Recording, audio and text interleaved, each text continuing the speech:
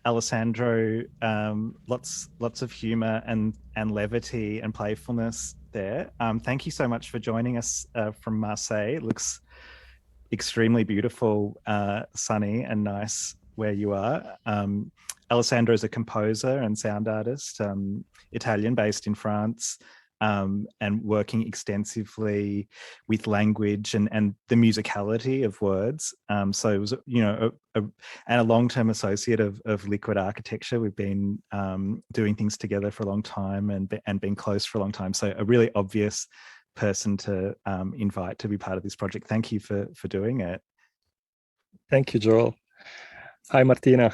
Wonderful work, really. Hi. I had the feeling that we both tried really hard to get misunderstood, which wasn't that easy. Yeah, I mean, I totally agree with that. Say a little bit more about that, Alessandro, because I know when we've been speaking, your biggest frustration is that the the speech recognition is too accurate. It's sort of and that it's somehow the responsibility of the artist, or at least in your kind of ethical position to work against that tendency. Well, that's true. That's I have to say that's the word, frustration. What I felt first working with the instrument, because, well, first of all, I was aware that it's a work that's been developed to work around English. So and I thought that's great. I can try to feed it my English, that's not a mother language English, and also other things.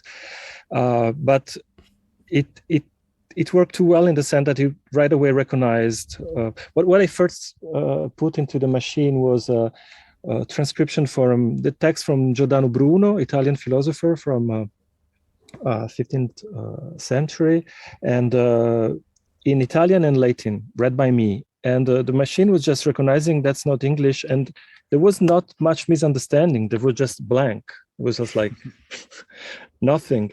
And then also I fed up another peace of mind where I had thousands of people saying here in different languages, and also there wasn't that much. The machine was very exact and around modern English.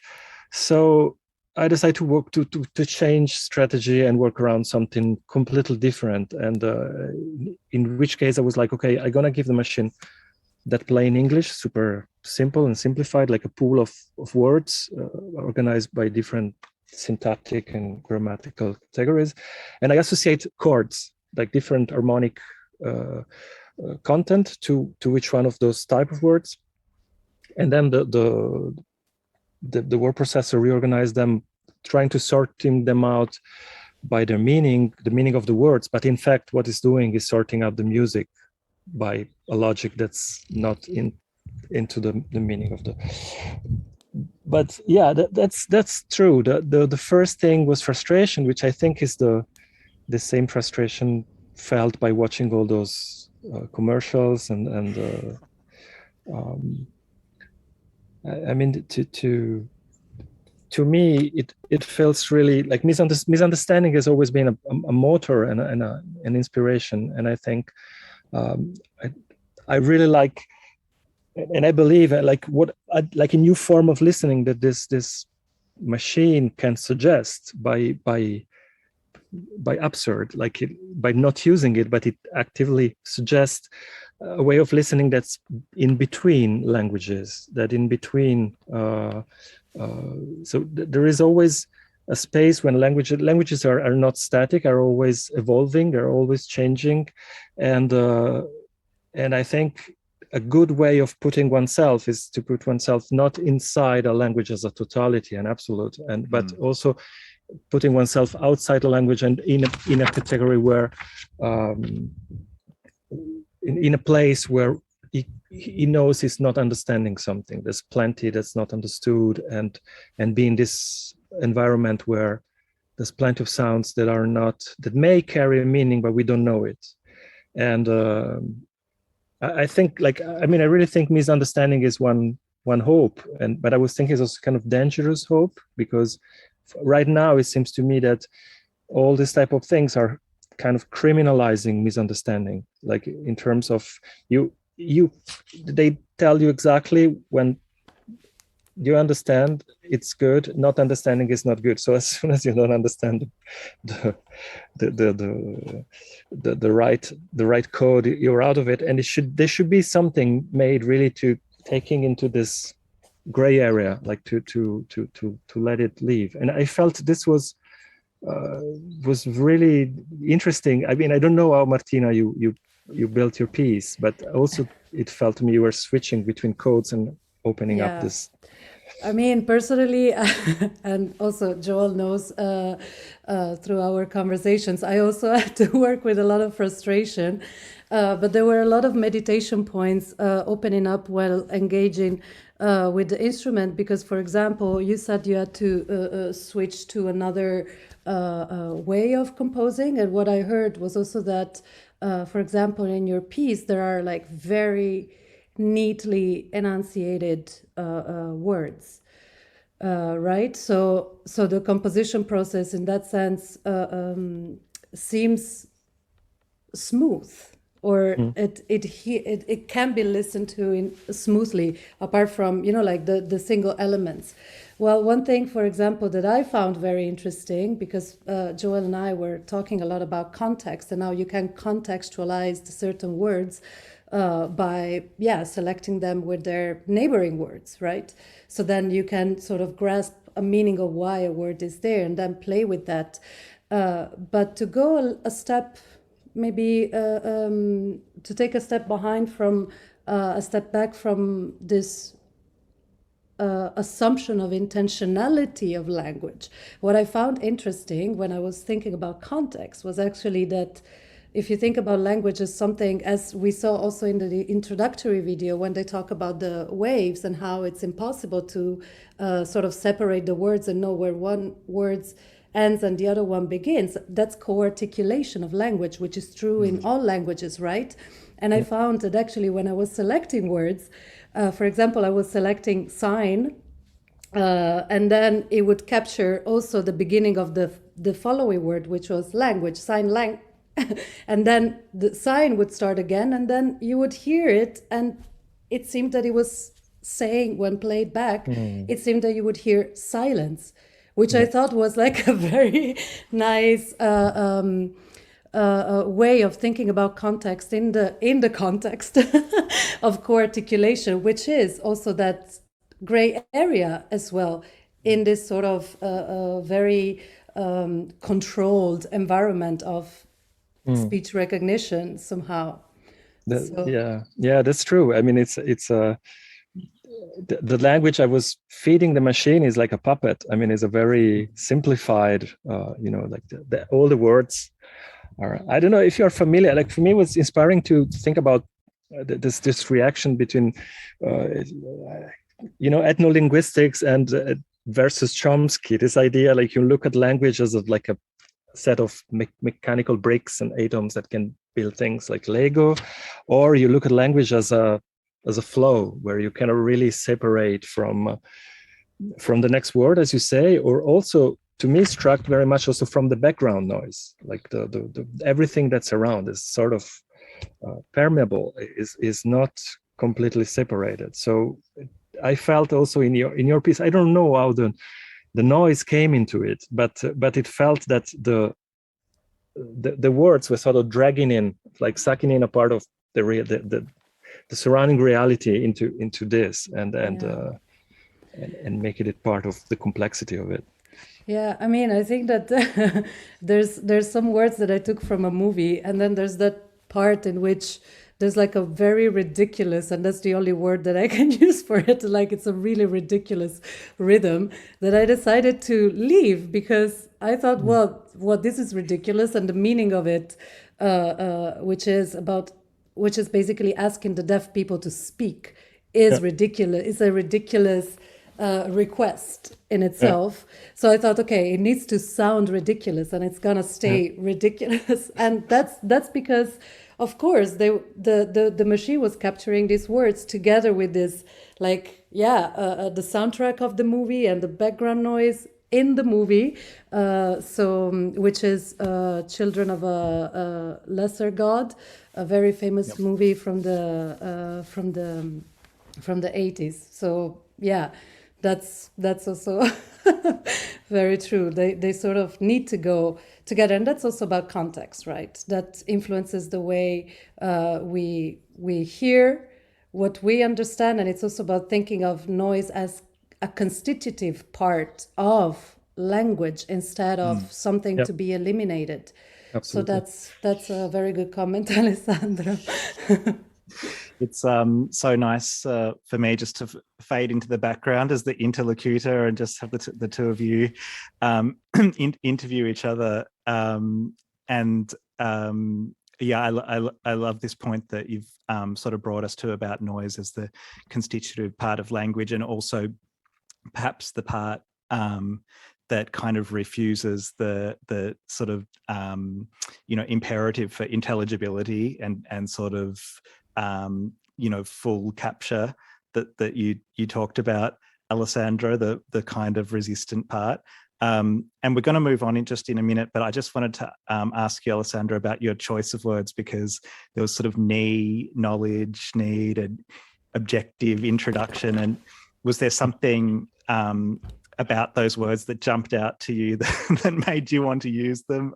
Was it the sound of the words, or just seeing the text on the page? What drew you to them? I guess I don't know. I was kind of in a non-really conscious area because I was focusing on the harmonies behind the words. So, and of course I could not unhear the words. So if I was fabricating those loops, and for me it was like, try to hear what he was doing with the harmonies, but of course the words were always there in the foreground. So in some way but the choice was never really much meditated. Like for example, there is this introduction opportunity at the end. It's funny somehow, but what does it mean? I don't know why it's there.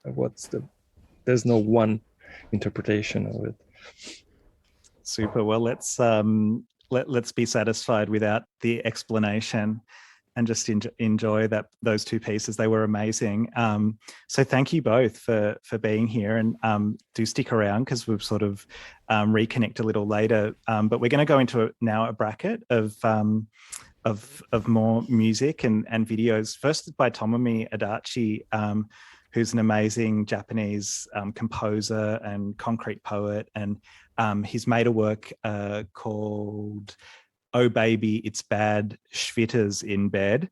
So like drawing out obviously some of the Dadaistic and kind of early concrete poetry potential of the word processor. We're then going to hear a piece by the New Zealand composer and writer Michael McClelland called "Insect Quack." And then finally a piece by the British performance poet Sue Tompkins called "Netherworld." So enjoy the bracket. Thanks again, Alessandro and Martina. Thanks. Thank you. Thank you. We'll be back soon.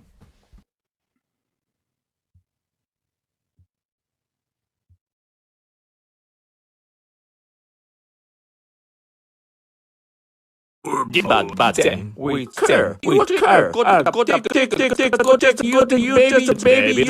Columbia dead. Columbia human. Go to bed. Columbia dead. Baby. Wait. Them. Baby. Baby. On the Columbia. Baby. Wait. Baby. Like baby.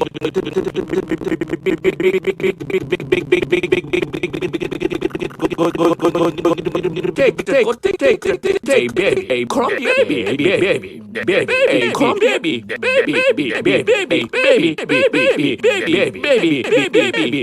baby, it's good, baby, just you, baby, it's going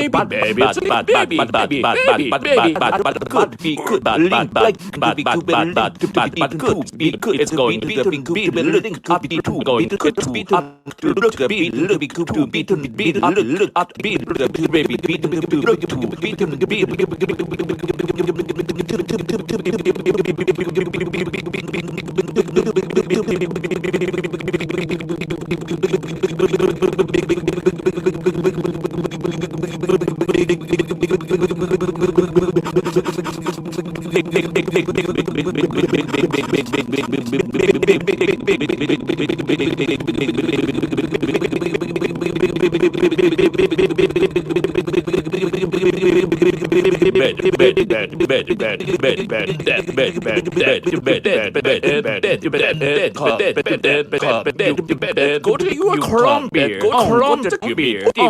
Human it's going.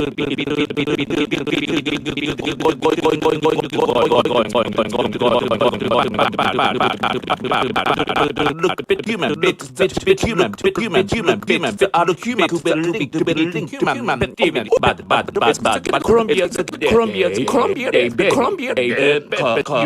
you be linked, good, link, like two, baby, human, Colombia, baby, Colombia, look, bit, go there, Colombia, you go to your curve, you just maybe curve, you are going to take on beer, Colombia, human,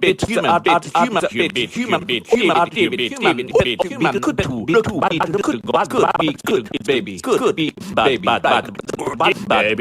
on the baby, you just a baby, you just Colombia, just on the baby, Colombia, link like weed, baby to the baby, link like baby to baby, look to be good, link like bit to look to human, bit look like to baby, look to the like link good baby to the take the baby, send when with the baby, go the baby, the Colombia, on the baby, human, maybe the baby, but Colombia, on what the take, we send, we baby, take on the baby, take the human, when with the baby, with the dead, to the baby, like the beat, maybe on the baby, on the Colombia, on the Colombia, it's going, baby, like the beat, link to the beat,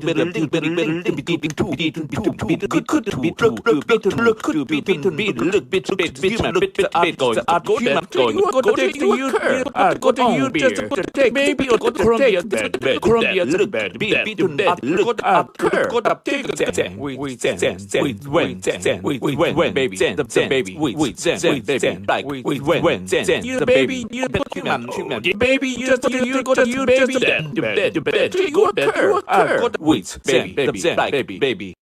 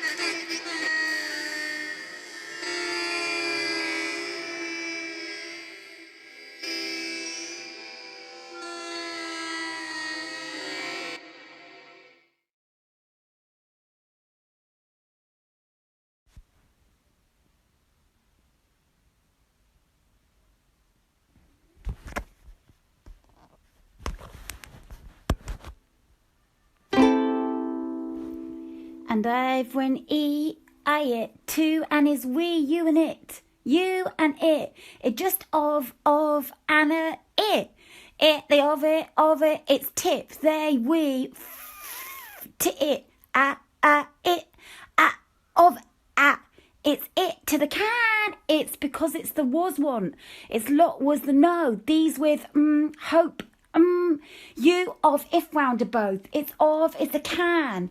It's a can.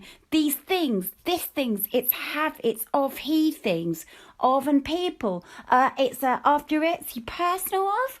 A to the at, it to it, the it's. Just were it's, I was. where it's I was, where was the 2, and I for 4 o'clock. First because of you, of all that, but people around it wouldn't have been some. It's some, and it's people theme switch to do I up. I'm from people apart, but picks with the A people what's to it of its place. Just pops shoot. It's Henry's. If it's to that it's because you at it, you know, subconscious that of even would it just have been just of a see it's that a strange Heston, no, it what such wasn't going how it was, and who little is to this to do fringes has you in can be interpreted. Think people, but the tated, repeated, but the if wants to things Heston, the it's the just doesn't we scratch nose names novs that's the like it's Chuck that can just was its takers just take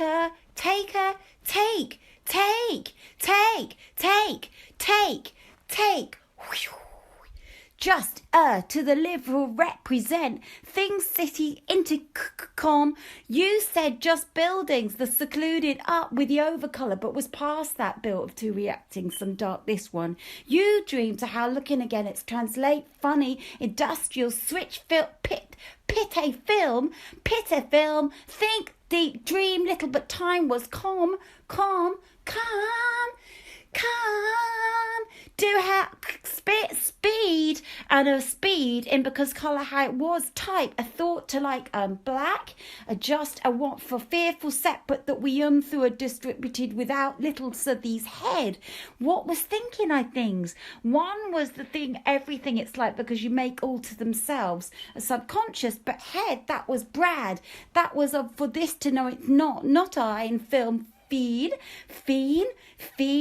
Blanca is you too. It was when there wasn't meant strange. He just got a and political the sort of to and unlike it as I couldn't limitations have you but this haphazardly we are of war want situation no he it's of you place wasn't to like little your place that times little times flat from its things road is things was that true film is it to the right times half weren't we're abstract react certain that's the about it's would I've when it too is whiz there's X of existence that calm to you it's little driving my no is E David break if you all on sort beautiful calm nothing normal goes else sort no is any a no in no is any no like film exactly with fair no to before sue certain really calm was it how ordering before her throwing feeling didn't know it wave everything is is so not was so thinking has she you location David you about your film start talking once rules location consuming trouble die finite little times flat from thing road just they live for it o'clock abstract I sort of got to sort so live be the next one strange easily not everything not city fling think well people you there that well were sees what beneath you sort of time road honest obscure you world my came is fine, you know, you do nice thinking. Try for your world, abstract the was, and you know, like racer they think, and I'm certain there's meantime own, whereas once it hard head like David, me know that fit shoot light yeah like her want is you him saying meant way abstract got to know thought the calm has you well willy is super is expound decay no fair all you and his air manner there's going on and I'm having white of the didn't also thought that wandering shore dream see along big now really you'd react how'd be living around you know it's slide kinda well maybe past, well, maybe anymore, the area, everybody, but we'd be right, the light reaction, get a whoo, if so area, certain of Harding, Holly, I real be not had any there, lady, little, into world, strange thing, reaction that goes on her set, that a lot, no, nice fear, everywhere, where that with, so they're going, or find hot dog, they me and the apple like, and me wasn't a sort of everybody, and they say together, so today, so in we were that, and really matter, and sure, but yeah, otherwise I'd say believer, and this of did, where are you going, where do you do going it, where do you do going, there's sort of greener than that bird in we and the outset of you be every your you and to mood in all I were of and before, and I know mean idea that were another way lot not be.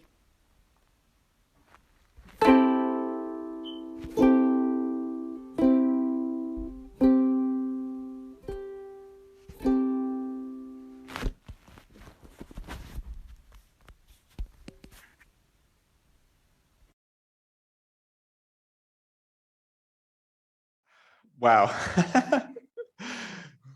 that work was incredible. It was an amazing bracket. For anybody just tuning in late, this is Unnatural Language Processing. It's the 5th installment of programming produced by Liquid Architecture in collaboration with Unsound.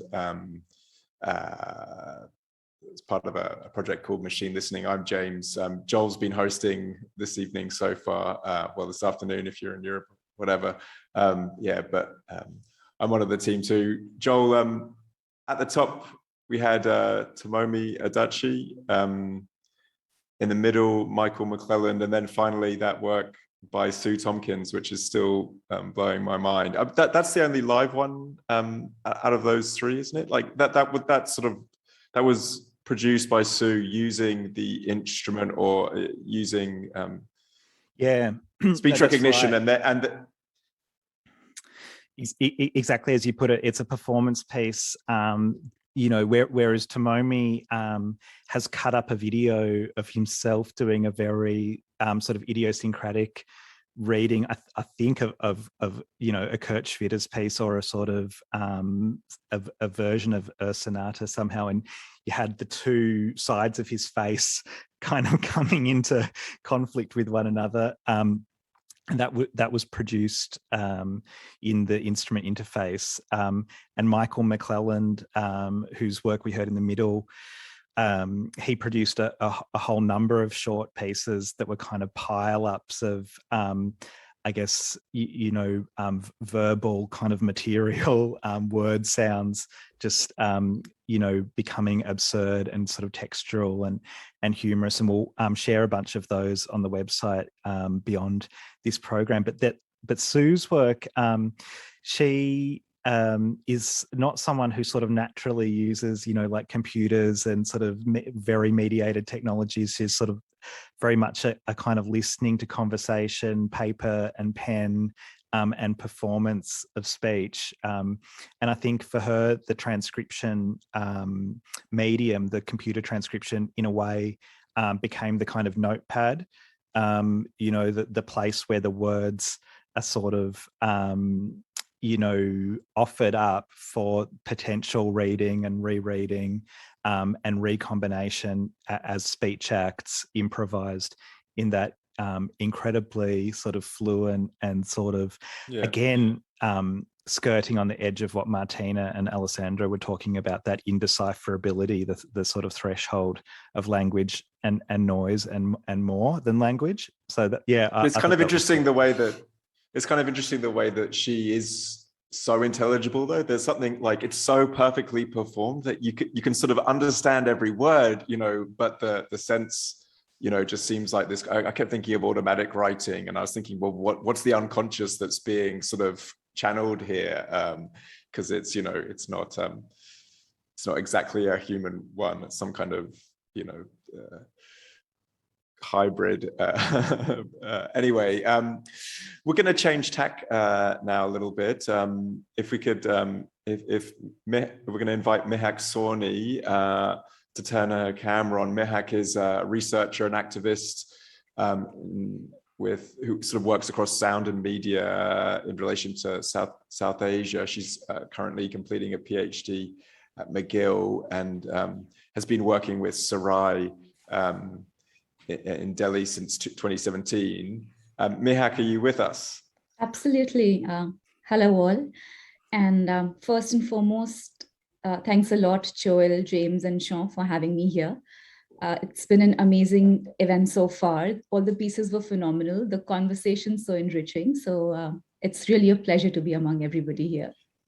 Yeah, thanks so much for coming. And look, we've invited you in a slightly sort of different modality than some of the other presenters. So now you're running a program called Capture All, which sort of works with a bunch of different artists who have been all invited to use the instrument. And it might well be that in due course, some of their works will be shown, presented on the website or elsewhere. But you're sort of coming to the instrument with kind of theoretical, political, and activist sort of orientations in mind. So your work is about speech recognition and extraction, and sort of the ways in which those are deployed on the global South. And so, yeah, I mean, however you'd like to begin and sort of introduce yourself and your work would be fantastic. Absolutely. I think, should I start sharing my screen and then I can just take everyone along with the presentation? Yep. Perfect. Fantastic.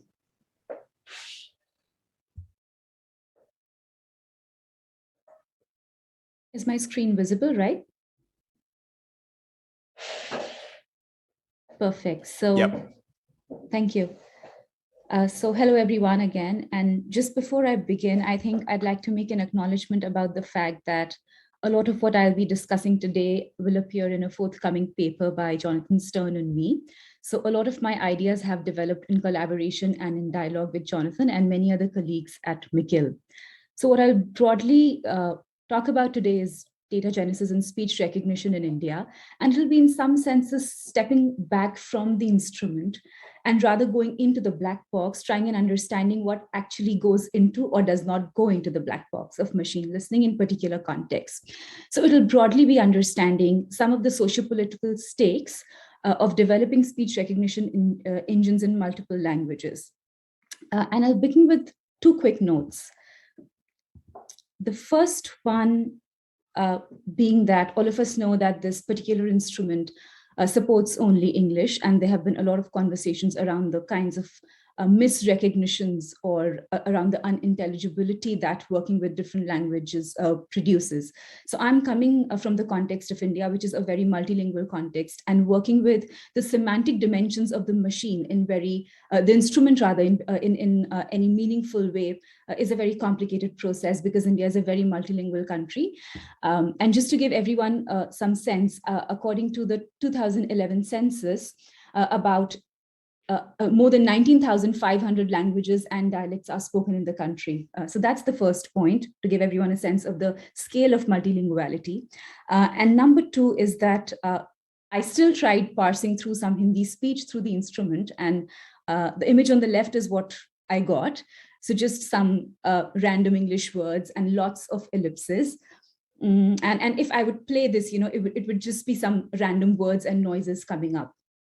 But I think we should stay with this moment of misrecognition, which Martina and Alessandro have already talked a lot about, and try and think that one of the responses that this might evoke is probably that, okay, let's build the instrument in multiple languages. And Google, Microsoft, and Apple have a similar logic when it comes to different linguistic contexts, especially in the global South, that let's make speech recognition accessible in more languages. As accessible as possible to people in the global South, where a huge population is non-literate. So they would be able to access technology through speech and voice search. So tech giants would say, let's collect more data in more languages from more people. But in the next few minutes, I'd like to talk about how the creation of ASR systems in more languages could be a very extractive process. Or in other words, there is a fine line between making speech technologies accessible and the extraction of speech data for value generation. So the primary question here is that, do linguistically diverse speech recognition systems come to benefit those upon whose voices they are built, especially in the context of low resource languages? So in natural language processing, languages which are not well recognized by speech recognition engines or other language technologies, such as optical character recognition and TTS, are called low resource or underrepresented languages. Most languages in Asia and Africa, as well as many indigenous languages, are examples of low resource languages. So if machine learning depends on data abundance, then the data scarcity of a language prompts the need for greater datafication to make the language machine recognizable.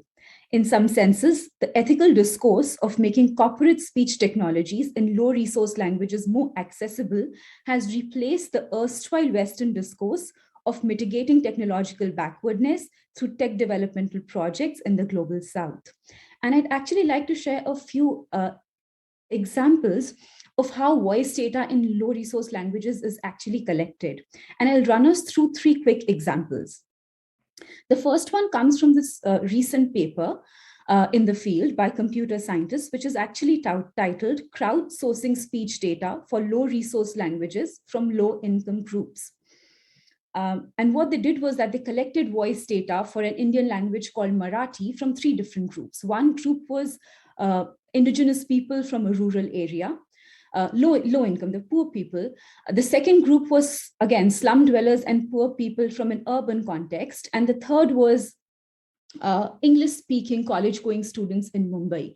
And the idea was to compare this voice data from low-income groups and comparatively high-income groups and say that the quality is the same. So what we can do is that we can deploy this as an employment program for rural people, people living in rural areas, indigenous people, or even people with a low income.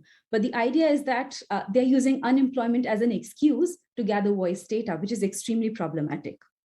And the main point here is that most of this, the technologies built on this voice data won't even travel back to the people on whose data it is built, because they're poor people who probably cannot even access smartphones or do not even have internet access.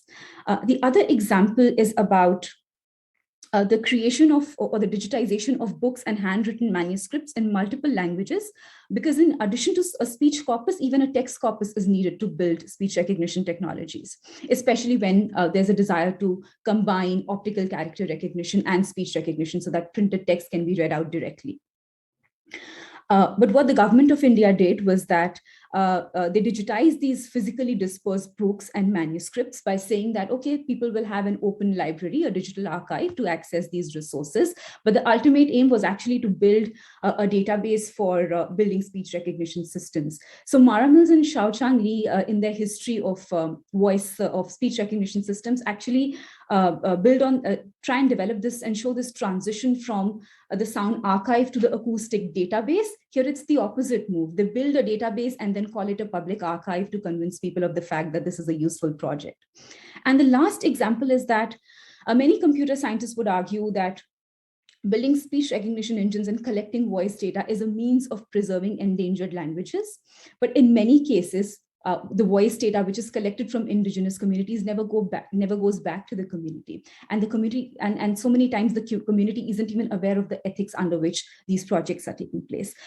So the collection of speech and textual data from poor villages, print repositories, and indigenous communities, albeit with the added advantages of income support, digitized libraries, and linguistic preservation, is similar to the philological enterprises during European colonialism, German anthropometry and phonography during World War I, an American Cold War project of global domination through language and knowing the native other through their language. So there can be parallels drawn between colonial enterprises, especially around language, and the current NLP regime. So I think I'll conclude with 3 broad ideas. The first is this conundrum of access and extraction. To go back to the idea of misrecognition or undecipherability, So when a machine is unable to recognize a colored face, a female voice, or a Mason's fingerprint, that is usually understood as coded bias or algorithmic discrimination. And there's a lot of scholarship and artwork around this. It is usually associated with normative data sets, which are used to train machine learning models. But the question of developing a diverse data set produces another problem of data extraction for corporate use. The problem with the collection of speech data by tech giants such as Google or Microsoft in the global south is twofold. The aim is either to increase the user base in developing contexts such as India, which will provide these corporations with their next billion users, which is actually a project by Google in developing countries, or to acquire more data for a data lake that is projected to be useful at some future time. This is, of course, not all to suggest that accessible technologies must not be developed, but how they are developed and who they are ultimately benefiting is extremely important to understand and decode. The next is an idea about, because this instrument is opening up the black box, right? So the idea is to understand that what particular part of the black box is being opened, and that could be an open question. So the idea I'm trying to propose is that it's important to investigate different constituents of the black box in a more granular way. A focus on data genesis, a few examples of which I tried to show, gives us a completely different perspective about machine listening than the consumption of such systems. So there are different aspects of machine listening which could probably opened up differently, and the material connotations and the material configurations of each would probably give us very different perspectives. So one could probably ask that what is the instrument opening up? If it is a black box, if it is opening up the black box, then probably there could be a question about what is even able to enter the black box and what are the socio-political stakes of that very data itself. And the last point is about the fact that talking about the black box in a very granular way and focusing on data genesis, which decides what enters and what does not enter the black box, also helps us talk about the idea of the speech corpus, which is a very particular kind of database. And voice data exists in multiple forms. It could be recordings of human speech, coughs, stutters, spectrograms, sensory motor data of the vocal tract, or even MRI scans, which is visible in the slide below. So the very idea of building a speech corpus for whatever purpose imagines the voice as a composite of information, which I've tried to diagrammatically represent in the image above.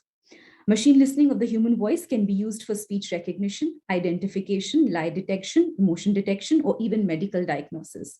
Voice is thereby perceived as something that must possess these features, and thereby is rendered as a resource for datafication, statistization, and classification. I think I'll end with these broad ideas and looking forward to the conversation. Thank you.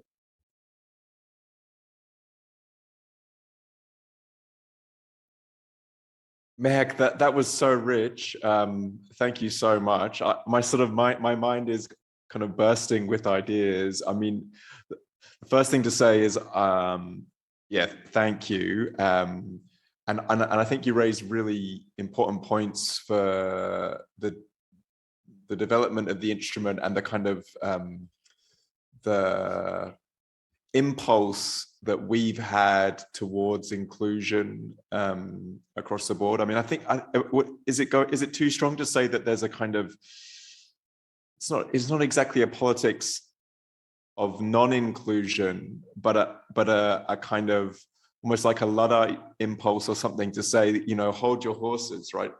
I mean, and that can broaden out to the whole of voice recognition in general, or machine listening in general. I mean, I think it's, you know, it's like to say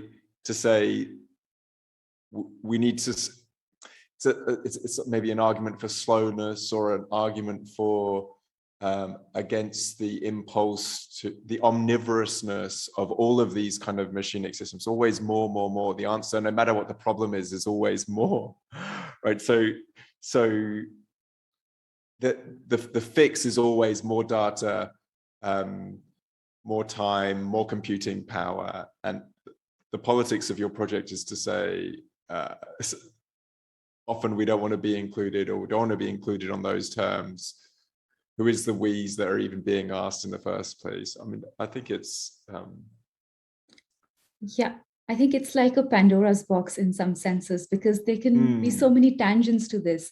The idea is not to not build accessible technologies, of course. They are central to the lives of so many people. But I think it's to understand the stakes of building those technologies and who,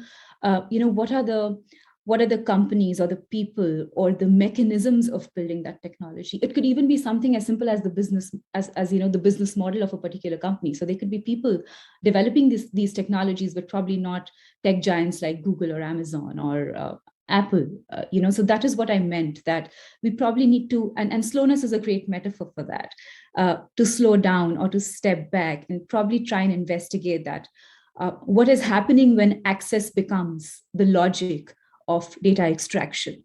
That is sort of the central thread I was trying to point to. And in many cases, it's we could say that, okay, people can refuse, but who has the agency to even refuse, right? Because in some cases, it's built like data extraction is built like an employment program for the poor.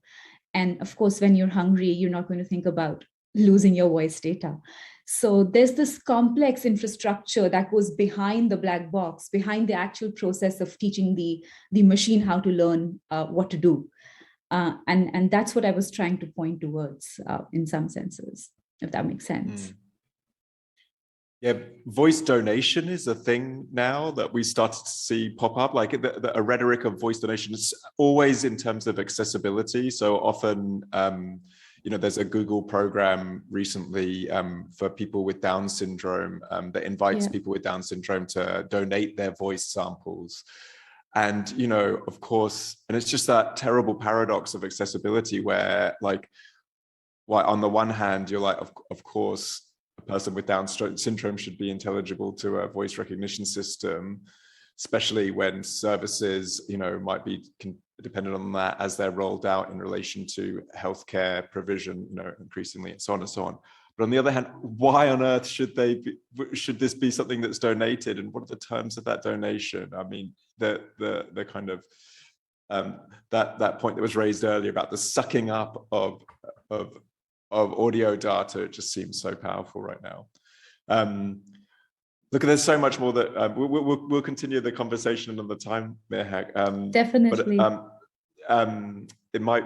Thank you again, and it might be time now to invite Roz Orlando on. Joel, perhaps you could help. You could join me to introduce Roz. I mean, we're also talking about sort of in similar territory with Roz's work, but from a sort of slightly different orientation, from data extractivism to kind of surveillance extraction in your work, Roz. Perhaps Joel, you could give a more. Yeah, I can do the honors. So, I mean, I'll also thank you, Mehak, for that amazing presentation and so thought-provoking and so rich. And I notice also Sean has said in the chat that about how much it's given him to think about in terms of the architecture of the instrument itself and where to take it. So that's been amazing.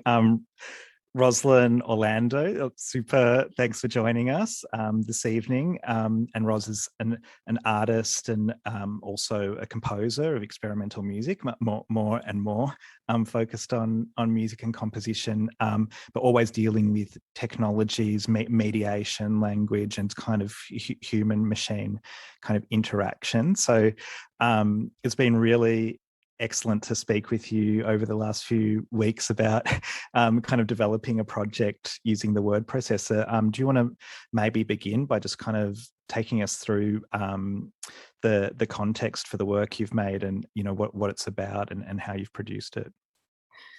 Yeah, sure. Happy to. Thanks for having me. And Mehak, thank you so much for your work and for your thoughts in that presentation. I think it's drawn everything together that we've heard so far very nicely with an apt level of criticality that we all need to kind of retain in these experiments, I think. And something, a lot of things that echo work that I've been doing in this context as well. So I have been similarly looking at that kind of tension between the intelligibility of words in machine listening and perhaps from another perspective, though, thinking about evasion and thinking about when that social contract hasn't been signed by both parties, which is happening more and more with machine listening in the domestic settings, in the commercial settings, with the kind of encroachment of militarized settings in public and civic life. What happens to the personal voice when you don't want to be listened to, and trying to navigate that kind of awful axiom that if you're not doing anything wrong, why would you want to be listened to, and that kind of the difficulty of making clear what's at stake in terms of privacy as voice extraction becomes more and more common. So I used this the instrument and the kind of collaboration with Reduct as an opportunity to explore how the voice might be used, or how we might use the voice to evade detection and intelligibility from machines that listen. I used, for the score that is going to be presented in a moment, a data set of words taken from a document that was released through Freedom of Information about 5 or 10 years ago now, but a document from the Department of Homeland Security in the United States, who had to reveal a list of the words that they had been using to monitor social media sites, both domestically and globally. And that list of words, I think, is 377 words listed across 8 different categories that include domestic security, hazmat and nuclear, terrorism, the southwest border, natural disasters, things like that. There are 8 different categories. And within those categories, there are all of the usual suspects in terms of words that we associate with different political and border issues. But there are also within that list a lot of really banal and common words that, through that kind of process of classification, have become militarized and politicized in their own right, and they draw different associations into our everyday settings. So what I've done with this data set is I've chosen certain words, and I have recontextualized them into a kind of a script or a score in this case, so recontextualize the words so that they as placed back into a common setting. So I think up on the score now, this is the list of words I've kind of copy and pasted from that document. So you can see that everything like law enforcement and homeland security, but there are also words that are really much more common, like security and crash, words that incident, words that you would find, could be associated with any manner of circumstances. So then what I've done, recontextualize these words into a script, and then I've developed a list or a kind of a series of vocal techniques that can be used on these words that you may not want any kind of eavesdropping to occur, or for machines to not be able to understand these words. I've kind of created a series of vocal techniques that you can use and kind of insert into speech that you might be speaking, conversations you might be having, in a very kind of casual way. I suppose the project is intended, I'm intending the project to be built upon. I intend it to be iterative, and I'm hoping that it won't end up being a kind of prescribed set of specific techniques. These are suggestions that I'm really open to building upon. And I really love I love this, Rosalind, like the sort of deployment of extended techniques from like experimental music and sort of vocal performance, deployed as evasive sort of strategies against speech recognition. It's a really good appropriation of this sort of avant-garde tradition. It's funny because part of the question is always who is being listened to, and artists are never listened to, ironically. So, I mean, we can use that to our advantage in some cases, I suppose. That's Lauren, the kind of Lauren, maybe if framework. you sorry, Roz, but Lauren, maybe if you go to the other tab, and we can just sort of see, Roz, how you have situated some of those keywords, the danger words that have been flagged by the National Security Agency into their sort of more banal settings. Yeah, so taking words like nuclear and putting it into nuclear family. Standoff is one of the key words, you know, and these have just kind of come organically, thinking about conversations that I have every day with friends and family members and things like that. So it's you know, it's been built very organically. Enrich is one of the words, enriching the veggie plot. Plot is a word, as in like a terror plot, I suppose, but just kind of drawing awareness back to the politicization of these words and how we come to think of them more and more. So that's the score. There are also these numbers, which I haven't quite gotten to yet and won't be presented tonight, but I've also been using the machine, using the instrument to, which very easily and quickly decodes word types into the kind of 8 categories: nouns, verbs, conjunctions, etc. And so I've been ascribing different tonalities to different kinds of words as an added layer of obfuscation for machines, because tonality is also something that is in the early days. I find it quite a useful way of avoiding detection from certain machines. So that's what it looks like. Amazing. So what we're going to see now is a performance of one of these scores by you, read and then uploaded into the Reduct automatic transcription engine. And so we'll be seeing and hearing you perform the score with the extended vocal techniques applied to the key words, the key danger words, and then we'll be watching the transcription and sort of see where it has and hasn't been able to capture the word itself. So, all right, let's have a look.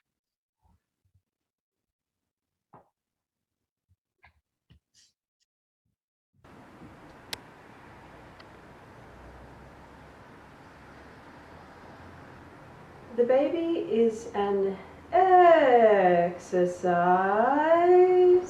in patience, to say the least. Disaster management feels a more accurate term. Some say it forms the critical infrastructure of society, but the nuclear family supports toxic power dynamics. The home is a disaster zone. I'm in a standoff with the landlord. The stairs are hazardous.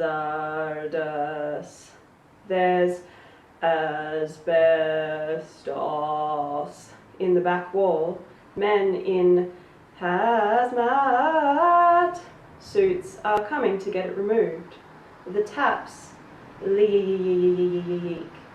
By the time I've put the kid to enriched the veggie plot, made pork chops and salad for dinner, vacuumed the house, which is a bomb site, and run to the drug store, I bust my gut. And for what?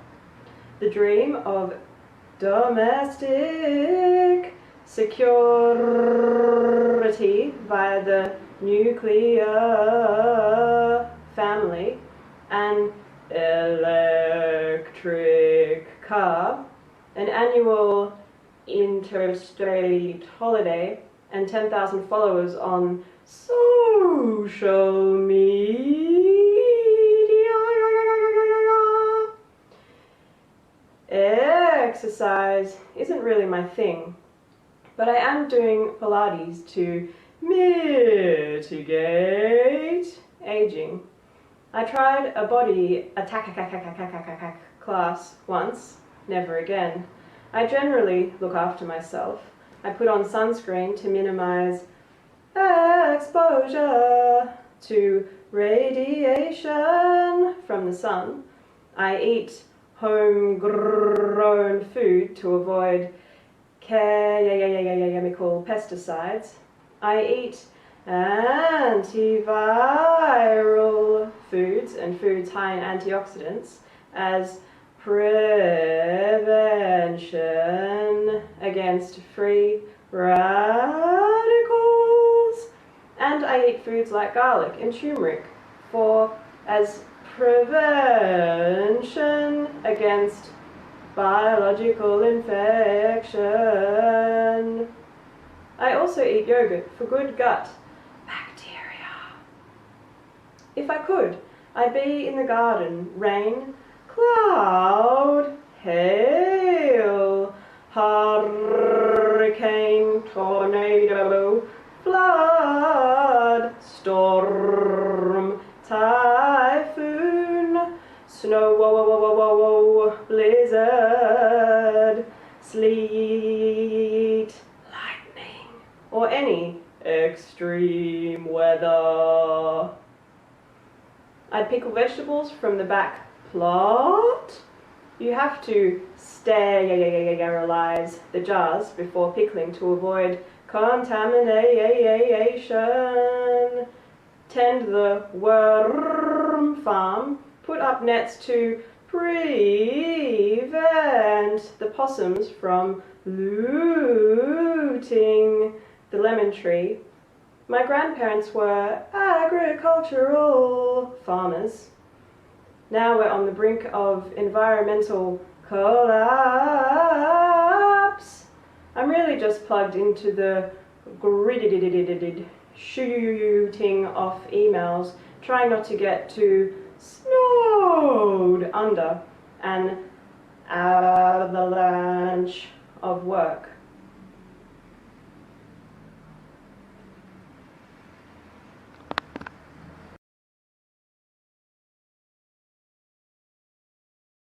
Commercialization, representation, simulation, semi-abstractive, proliferation, Shakespeare, direction, generation, procreation, technology, environmentation, economics, transcribing, methodology, iteration, intelligence, participants, original, counter, philosophy, relation, performance, environment, capitalism, choosing, capitalism, precedence, orgasm, system, nephilim, substance, infinity, counterpart, access, economy, continuum, mutation, austerity, poverty, capitalism, metaphor, explore, currency, future, instrument, politics, macro, humanities, performance, reality, inquiry, recorded, literature, economics, poetry, idea, boundary, science, theory, origin, ideas, access, tradition, currency, machine, production, difference, network, sex, idea, symptom, instrument, poverty, calculus, systems, framework, poetics, gestures, Julian, regime, psychosis, product, honoring, time, places, screen, people, signals, listeners, matrix, multi, product, energy, object, choices, time, internet, language, style, people, reading, slash, poison, wellness, essay, coders, alien, present, cleaners, sound, power, object, moment, skin, story,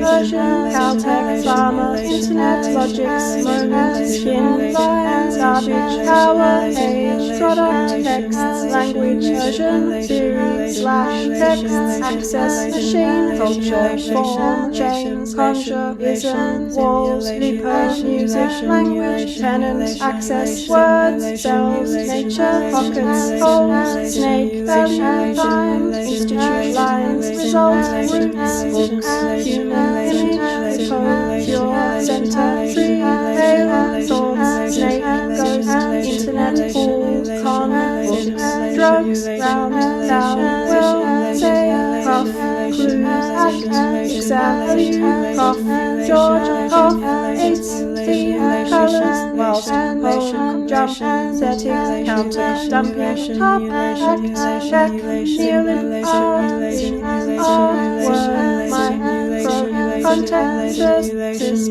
all, debt, art,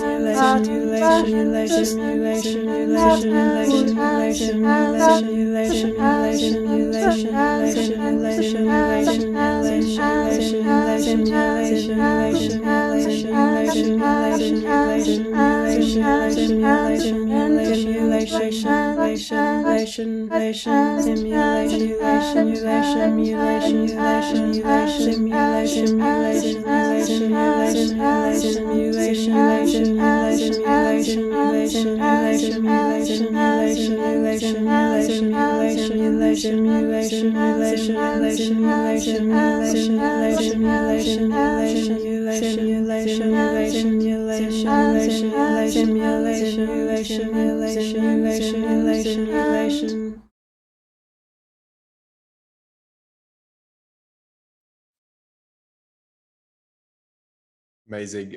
Two works there from Roz Orlando. The first, she explained, are you coming back, Roz? You're welcome to. The first she explained at length, but that second one, yes, simulation, which worked more with kind of tuned voices. Yeah, it was amazing. There's so many comments in the chat right now, so just sort of going wild about that one. But both works were fantastic. Thanks so much. Thanks very much.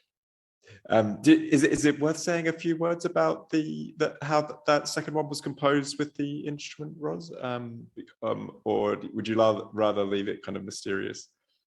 Yeah, I'm happy to leave it. I think Okay. It works as an aesthetic piece and says enough for itself. Yeah, Joel. Yeah. No, that was beautiful. It's sort of like so satisfying also to hear an extremely like musically beautiful work composed with this piece. And I think the potential for singing words back into the instrument and then kind of working with the those different harmonic intervals and with harmony in that way. Even beyond the textual quality of it, it's really obvious there. So well done and thank you. Let's have Justin join now, and Roz, feel free to stick around a little bit too. Hey Justin, nice to see you. Thanks for staying up late here in with us. Hopefully we'll put everyone to sleep. It's probably a nice way to go out, actually, Joel. Okay. Well, I mean, I'll try to stay awake just for a little bit longer, at least long enough. That would be fantastic, but I'm not relying on it. Otherwise, you'll be on your own. But I'll in the first instance introduce you. Justin's a philosopher and a translator, which is a very sort of relevant skill set for what we're going to be talking about, and a critic and a poet as well. You work at the University of Melbourne, and so many of the people I know have sort of been impacted by your work there as a teacher and a thinker. So it's amazing to have you here on the program on Unnatural Language Processing, and have you having been thinking about automatic speech recognition and transcription and this interface for the last few weeks. So, I mean, maybe if you can just sort of give us a sense of the, what your initial thoughts were encountering or sort of with this invitation, and then where you've taken it. And also, while Roz is still here as well, if you have things to say to each other, that's great too. Yeah, look, thanks for having me, and it's been an absolutely fantastic, show so far. And one of the things that really I thought Roz's work was it was fantastic. And one of the things that did occur to me sort of immediately, though, and maybe this is not quite the right sort of allusion to pick up on, but I did think of a kind of a classic text by this guy, Leo Strauss, who wrote about persecution in the art of writing. And one of the things he points out about the history of philosophy is it begins with Socrates, who, of course, is killed by the democratic state for corrupting the youth and impiety and so on. And so Strauss's sort of thesis in this book is that okay, so if a philosopher says what they actually want to say, then they're going to be killed by the very people that they're addressing. And so Socrates sets up the history of philosophy with the problem is, how do you say what you need to say but don't get yourself killed for it. And that's precisely what persecution in the art of writing is. And I guess I just heard, or maybe it's maybe a too stupid initial reading on my part of Rosalind's piece, but I see it as kind of in that precisely in the line of evasion, where how do you both say and not say absolutely simultaneously, such that your presentation is absolutely legible to one audience, and the other audience that's hearing exactly the same thing in some senses can't make it out at all. And obviously those techniques and tactics have to change, often quite dramatically, depending on the listening technologies that are available and are being deployed in the situation. So that was one of the kind of things that I got, Roz, basically from. Thanks. Yeah. Oh, you're spot on, Justin. I think one of the places that leads as well is to thinking about the performance of evasion and the performance of listening as well by the machine. We kind of think, it is this active device in this feedback loop with us. And that becomes very performative as we become aware of, exactly like you've said, like who is listening and who we're communicating to and who these words are for and who they're not for. So yeah, yes. You've absolutely summed it up. Well, I mean, I guess the other thing that I really sort of see, and it's in some of your other work too, I think, Roz, is there's also something slightly intimate and familial about it at the same time. So I was kind of interested about maybe about 10 years ago now. This Japanese team of kind of language acquisition experts were trying to work out how children sort of acquire language, and their thesis, which I think is like absolutely fantastic, is that it's sets of repetitions that the child and the parents are in this kind of dynamic system where the parents start to assign meanings to the sounds that the child makes, even though the child's not intending them. But as the child starts to realize that certain sounds it makes elicit certain responses from its parents, and the team, I think, put it themselves this way: the child learns to blackmail its parents through sounds to actually start. And so there's already this kind of extortion at the origin of the learning of language, in which the most sort of intimate experiences of language and caregiving, at least in the family, are already pretty alienating and horrible, like having your biography created by an ex-military sniper turned real estate agent, for instance. Yeah, Roz. That did happen. Yeah, well, I think I'm always trying to position it back to the personal. I think that's where the stakes can be best, how the stakes can be best communicated. But it does seem that we need to listen more acutely to babies. Yeah. That's what but yeah, exactly right. I think part of the problem of listening to them too carefully is that it also then becomes problematic. How can they blackmail us if we're not misunderstanding them, for instance? And so, there's a certain necessity for actually like fucked behavior in order to get things working properly too. And I guess that was another of the implications that I was sort of interested in what you were doing. Maybe that's what Tomomi Adachi was referring to with his Kirchwitter's baby as well. Absolutely. Absolutely. Justin, I want to ask you about, like, what was your first impression on like encountering the word processor as an interface, and then what led you to the material that you have fed into it, which we'll sort of have a look at in a moment. Absolutely. Look, it's incredibly powerful and a really interesting sort of program. I thought it was much too powerful for anything that I could possibly do with it, to be honest. And so my response has been basically incredibly minimal and brutal. But as you can see, my background here is a kind of modernist classic, and I was sort of thinking initially about, and many people this evening have actually picked up on this, of course, the incapacity of machines in one way or another to get certain kinds of voices, certain kinds of, and in a whole series of quite variegated situations whose sort of implications and valuations are quite volatile. And you think, well, in this situation, that would be a good thing. In this situation, it's a fucking terrible thing, right? I thought myself about then like this modernist classic, which is of course, I guess, which is James Joyce's last work, Finnegan's Wake, incredibly famous work for it's basically no longer in English. It's in some sort of crazy quasi-English that Joyce is neologistic homophones is what people normally say. And it's at the same time Joyce was going blind. He was pretty much blind for a lot of the composition of this book, and you can see incredible photos of Joyce, with like 3 sets of glasses and a magnifying glass and an eye patch and so on, just trying to work through. He said himself, not a single syllable, even though this is entirely written text, not a single syllable is out of place.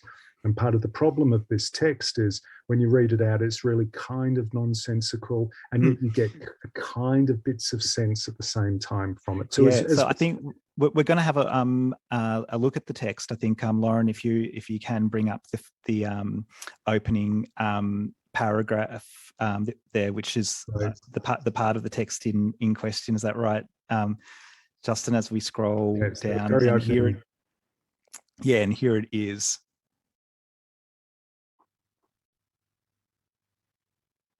So you can see immediately, right, what's at stake, Joel. Like it's I mean, the whole thing is just one gigantic cycle. In fact, river run past even Adams from swerve of shore to bend of bay, brings us by commodious vicus of recirculation back to Howth Castle and environs, and so on. So it gets wackier and wackier. It's incredibly difficult to, in some cases, to have, in some places, to have the slightest idea, at least for me, of what was going on. I obviously just did the most banal thing, which was a bit like nonsense verse, but also probably hyper, it's kind of hyper sense of as well, a hypertrophy of meaning as well. There's at least 70 other languages, as far as I know, from recent scholarship, where other languages from all over the world have been compacted into this English. Jorge Borges, the great Argentinian writer, said, Joyce took on the almost infinite English language. And in a way, this is kind of modernism destroying the language in which it's written, the most dominant, imperial language of the time is being dismantled. And so you wanted to see how the automatic speech recognition algorithm sort of grappled with language of this order. Yes, and I did, but I also, and for a number of reasons. One, to see how it grappled with it, but also, and this is part of the power, I think, of what you're calling this word processor, as well as that actually to help me as a diagnostic to actually start to fix on things that I was obviously, I read out to the machine that it heard that I was saying, but I myself did not hear.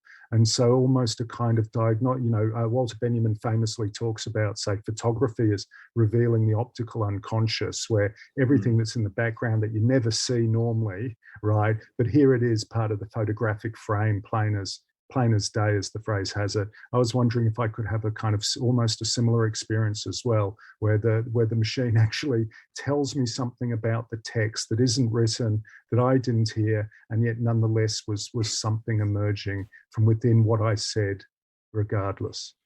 All right, shall we have a look then? And let's listen? do it.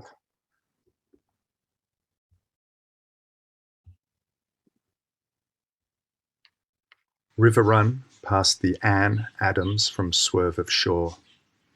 It's a bend of bay, brings us by commodious vicus of research insulation, back to Howth, Castle, and environments. So Tristram Viola Tamara's fro the short sea had passenger coal. Re-ride from North America on this side, the scraggy is the most of Europe Minor, to wheel to fight his penis, or know how to topsoil rocks by the strain. Connie, Cicera, rise at themselves to Lawrence counselese, while they want doubling them mumba all the time.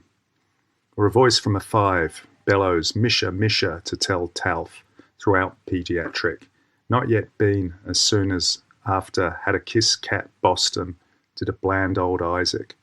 Not yet.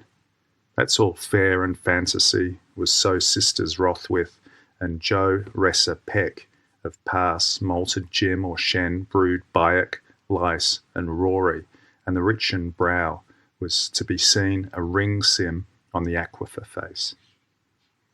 The full Grover who known scorn to who Dan in the nook of a one swole strikes old pa, is retailed early in bed and lays her own life down through old Christian minstrels to the grateful of the off of the wool entailed at such short notice that Phipsy Jutes Finnegan, as a solid man with a Humpty Hill head of himself, promptly sends an inquiring one wealth to the west in quest of his dictum toes. And they're up to, and pike points in places at the knockouts in the park, or oranges being lights, a rust upon the grind since Devlin's first love lifting.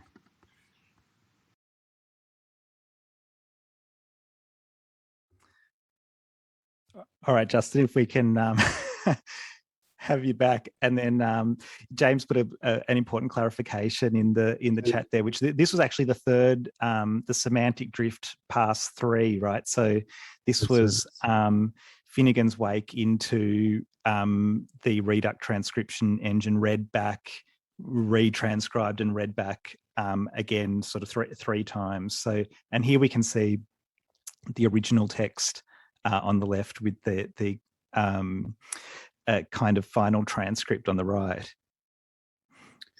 That's exactly right, Joel. And obviously the part of the points is sort of degradation through repetition, but also, as I mentioned before, a certain fixation of the machine listening on certain kind of signifiers and syntagms, which I found quite surprising and slightly disturbing. So, for instance, the one of the phrases, the aquifer face, that came out almost immediately. It's about 2/3 of the way down on the left in the transcript. That emerged, that signifier emerged almost immediately in the and then didn't budge in the iterations. And so I guess it was these like kind of quite crazy aquifer face. What the fuck is an aquifer face? All of a sudden, something has been fixed, and the machine itself seems to be developing certain sets of obsessive refusals to relinquish something that may not quite be right for it as well. And I guess that would be one of the other things that I'd like to suggest about can we push these like almost limitless machines to points where they show us their own fixations despite all the best evidence to the contrary. I mean, with that provocation, I might invite all of the panelists, who are still with us. I know Martina had to go, but everyone else, if you'd like to turn your cameras on, and it's a good opportunity to hi Sean and Mehak and Alessandro, if you're still there, to maybe try to bring the conversation and this sort of these reflections to a close together, with this thought about the fixation of the machine and the sort of the way the machine orients us towards certain forms of language, certain forms of intelligibility. I've got a creepy example. Please. Justin, when I was doing an early iteration of the evasion score, I was just using voice to text on my phone and using those same techniques. And every time my phone couldn't understand what I was saying, it was coming up with this word UTAN, UTAN. And it was just, that would be the kind of the thing that it would write down. And I was like, what the hell is that? And I looked it up, and it's like this suntan lotion brand. I've never used fake tan in my life, and I have nothing to do with that as a brand in terms of it taking predictions from me. And it was just this kind of default word that was coming up on my phone when it couldn't understand what I was saying, which I found kind of hilarious and weird, but it kind of reminded me that same kind of semantic drift, pushing it to a point where it's deciding for itself what it wants to hear. and then never gives me again, Rosalind. Like, you're going to have to buy this product now, surely. Yeah, it's going to have to come in back. The feedback loop's going to have to happen somehow. But yeah, anyway, that was just something. Absolutely. I had some. I think I had a. Oh, go on, Shimon. Sorry, you go. Yeah. Sorry. I think I had a parallel experience in using, those photograph things where you can put in your photograph and it'll make you older or younger. Yeah. Or into change your gender or something. I was doing those and then I kept refeeding it back in, 12, 15, 20 times. And then it would take my picture like kind of reliably to this one sort of figure. And I sort of thought, I was wondering why I was doing that. And I don't know, I just hypothesized that it was just taking me back into the training data somewhere. But yeah, I feel like there's these techniques of kind of like feeding it back in sort of allows you to travel into the training data somehow. Yeah, it's the psychoanalysis of the machine itself. AI needs a good fucking analysis, and like, who's better to give it to them than the new people, right? Like, bring out something really dirty and primal in it that it would refuse to forget, or it should have forgotten. I think that the idea of undecipherability and misrecognition is usually read as a glitch, but I think there's a whole politics to this glitchiness of the machine, and probably it's planned just like obsolescence. So probably there's a need to unpack the black box of glitching itself and what it That's could right. mean. It's not, I think, as you were implying too before, like, it's not a simple this is a good bad situation. They're incredibly volatile and ambivalent, and what works in one situation is absolutely disastrous in another, for instance.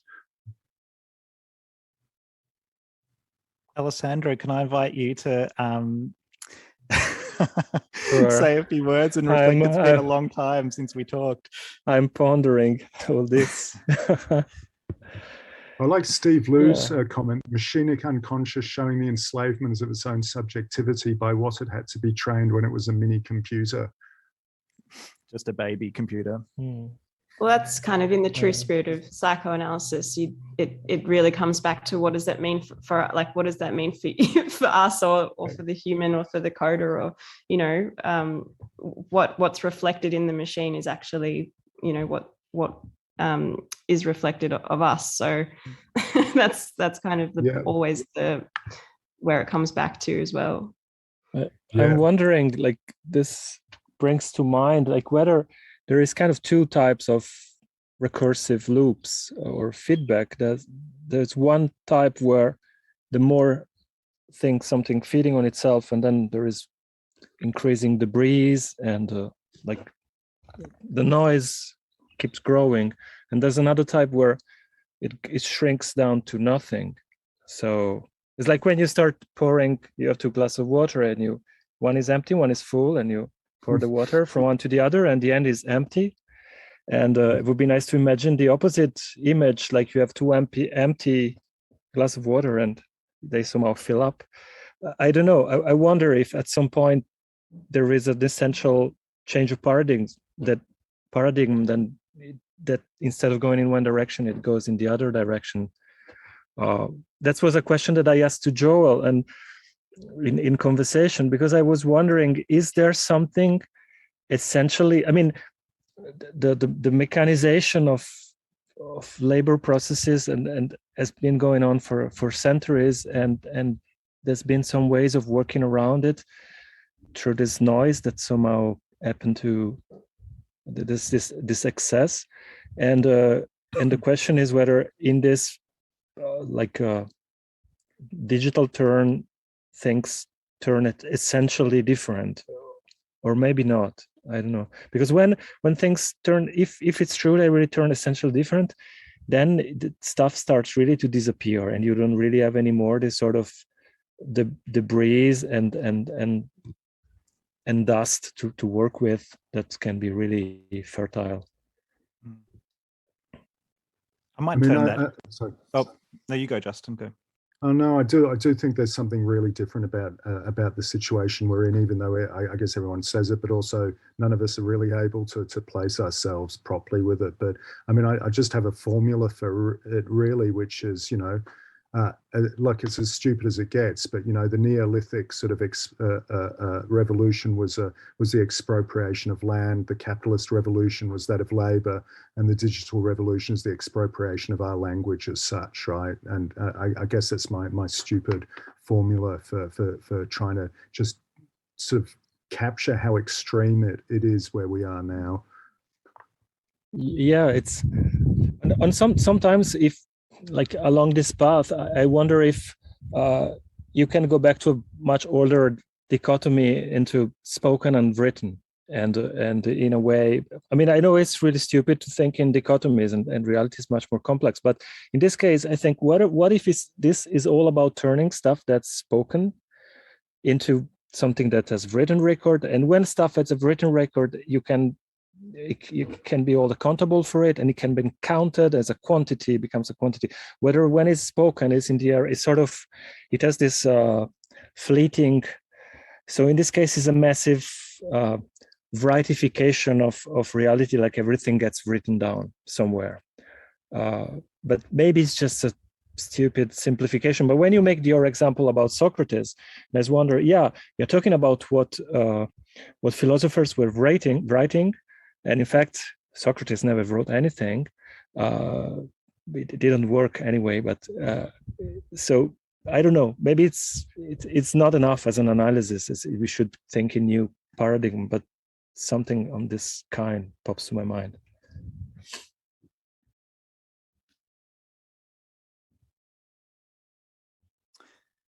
That might be a good moment to to wrap things up, because it's been 2.5 hours, and it's been amazing to spend this time with all of you, and not just tonight, but like over the last few weeks, talking about this project and working on it together. Can I just jump in on that, just to say that like I've learned so much tonight. I mean, I think the thing is the machine listening project is, we've been calling it a curriculum like all along, and that's partly because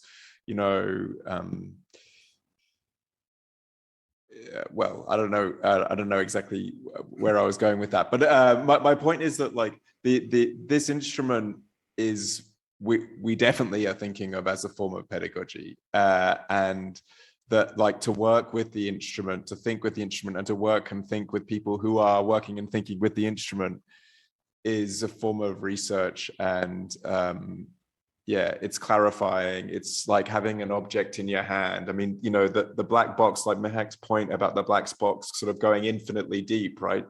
So that we're not tinkering really with the black box, because where's the data set, and where's the politics and the social context around the data set, and so on and so on. But there's something about having the instrument to orient these conversations around that's been really helpful and clarifying and productive, and thinking about breaking or doing otherwise with the systems that have been expropriated from us. So it's just to say that it's been a pleasure to learn and think with you all, and I hope we'll be able to keep doing that. We should say a few thank yous, Joel, to all the panelists, but to a bunch of other people. I mean, we should probably get Sean to pop his head up again, since he's really the brains behind the instrument. And is Robert here? I can see Sean's head already popped up, but yeah. I thought it popped. Yeah. Robert's in the chat, but Robert Oxshorn. Maybe Lauren, who you could invite Robert Oxshorn, who's just piped in the chat, to turn his camera on and if he wants to, and microphone, and join the panel for a moment, because Robert deserves a lot of recognition, acknowledgement as part of the team at Reduct, whose collaboration with us has made this possible. And we are actually going to go out with an amazing work that Robert shared with us just a few hours ago, an operatic work, in fact. But before we do that, let's thank Lauren Squire, who's produced this whole event behind the scenes and brought all of run everything incredibly smoothly and is amazing. Sam Carmex, who's been doing the live stream, the team at Liquid Architecture, Elisa Blakeney, who's been in the chats, Debris Facility, who's designed the background slides and many of the graphics for tonight, and the Machine Listening Project in general. And also, of course, the teams at Unsound, Mikhail, who's put together an amazing discourse program, and Matt and Gosha behind the festival itself. It's really a privilege to be able to be part of the Unsound Festival and collaborate with you guys in this way. So it's been amazing. Also Zoe DeLuca, who's done so much research and writing and web assistance for the project. And also Laura McLean and all of the Capture All cohort too. So it's a big group of collaborators. If you go to the Machine Listening website, you'll see kind of lots of people's work that has all been brought together in this kind of collective investigation and experiment. And so Robert, hi, thanks for being with us in, I think, what is the middle of the night in California, or it was the middle of the night when we started. It might even be early morning now. And you have shared a piece with us, and as soon as we looked at it a few hours ago, we thought this is the closing credits, because it sort of seemed to just pull all of the different elements together in an amazing sort of grand finale. So I don't know if you want to kind of lead us into the outro by saying something or about what you've produced. Yeah, I don't want to say too much of it, but I just taking a lot of things at once, as you say, it is wrapping, but I thought it would be nice to try to get the experience of using some of the material that we were looking at earlier as a database that could be mapped into a different context.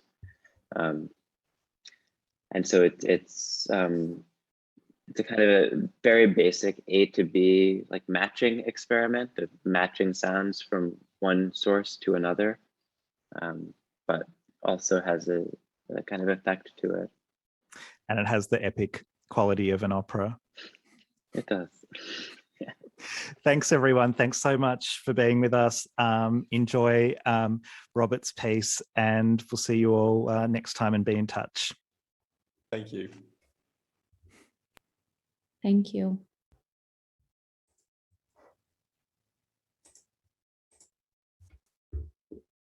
Im Keller allein ihre 60.000 Pfund zu liegen, oder sie sich auf einen guten Wagen. And it even the record part, this is another the system king. Our work Mission 3. Another example. Different By operating is between expert computing many pages.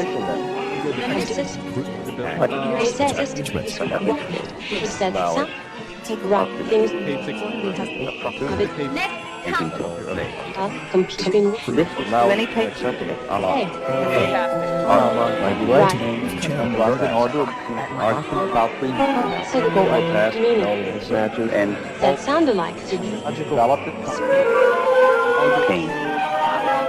And manifested the message.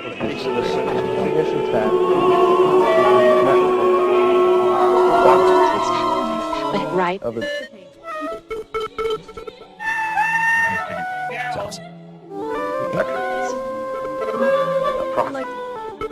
And my as what is in the segment as their candidate store is all consistent with our argument. Top line shows the envelope. Segment. Score of 7. Candidate 7. Computer organ. With the frigidaire. Hurdle. Machine to candidate is selected. Time not to have tomato juice.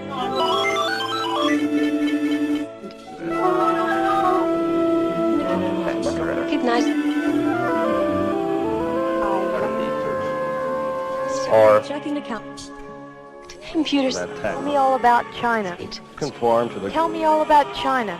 Tomato juice. 100 million computers. Vodka and tomato. Tell me all about Computer.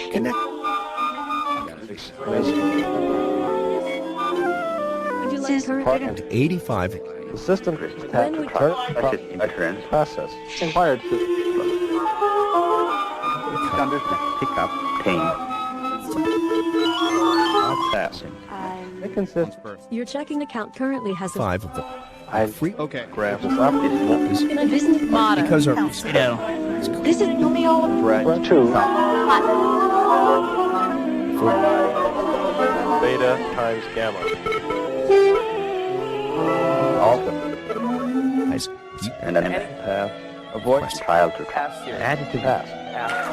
Please. Single. Optional state. The end. Different setup. Grammar. Highway. All possible. Path. Comes standard. All more languages path. And the friction followed by means which is often ambiguous. Just rest. Sudden and classes of things. Which one on the grammar? Great talk. Fast. High. Let me choose a following too high. Time operation varies. Tell me all about Dangerous. All these topological the heartbeat. It's an experiment project. Web. Of its kind. What I like to do is Example. This way. operate. Show the Recognition. live of a output of 70%. Proposal. IBM. And this is an experiment. Could be done. Book acceptable. For the time being, filed. And the candidate parameters themselves. Option. Album, but now Help. Of course. tells me that 40 colorless yellow Oriented grammar within knowledge by the computer. Such stores all